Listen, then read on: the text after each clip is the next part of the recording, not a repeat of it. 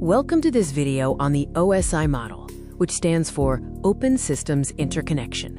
We will explore this conceptual framework that is essential for understanding network communication. Networking involves connecting devices to share resources. Devices communicate using specific sets of rules, standardized by models like the OSI model. The OSI model is the industry standard for understanding these interactions.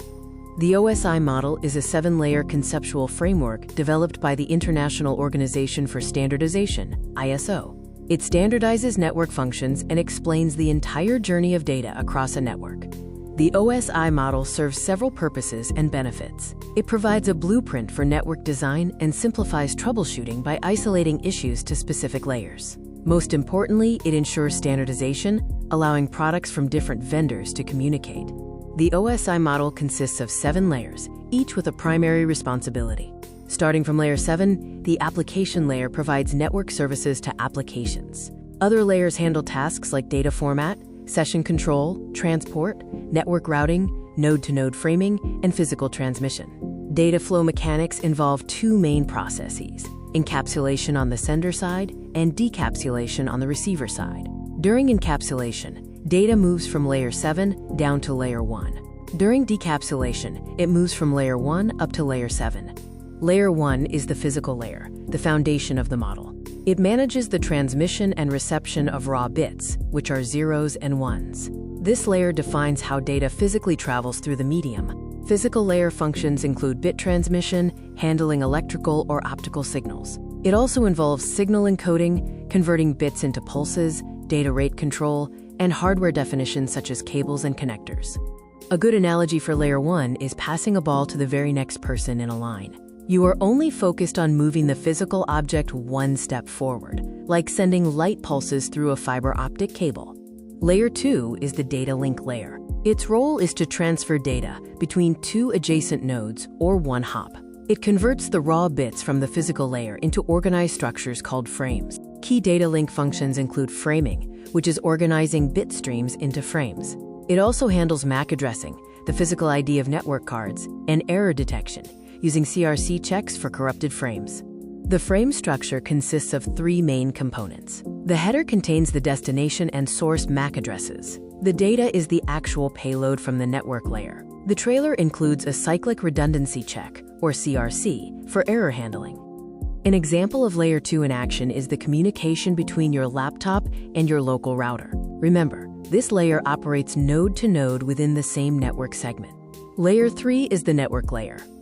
It is responsible for delivering data from the original source to the final destination across multiple networks. The primary identifier used at this layer is the IP address. Network layer functions include logical addressing, which assigns IP addresses. It also performs routing, finding the most efficient path, and packet forwarding, moving packets between routers. Lastly, fragmentation breaks large packets for different maximum transmission units. Consider sending a WhatsApp message from Pakistan to the USA. The network layer uses routers to calculate the "best path" through the global internet, determining the sequence of hops needed for the data to reach its destination. Layer 4 is the transport layer.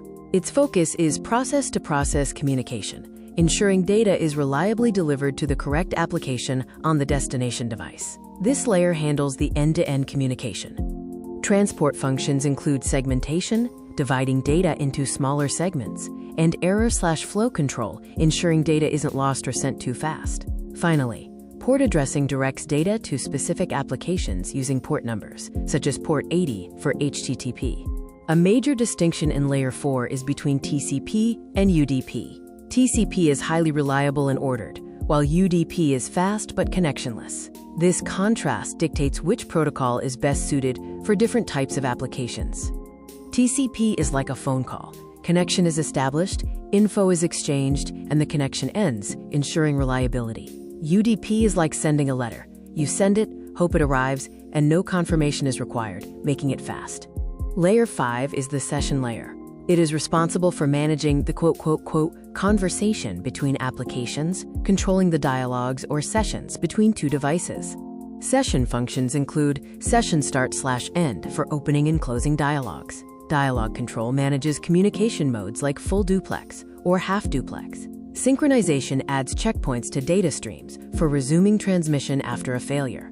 Layer 6 is the presentation layer, known as the data translator. It ensures data is in a usable format for the application. This layer handles efficiency and security. Presentation functions include encryption for protecting data, compression for reducing file size, and formatting, which translates data formats such as JPG or MP3. An example is encrypting a login password before sending it. Layer 7 is the application layer, the closest layer to the user.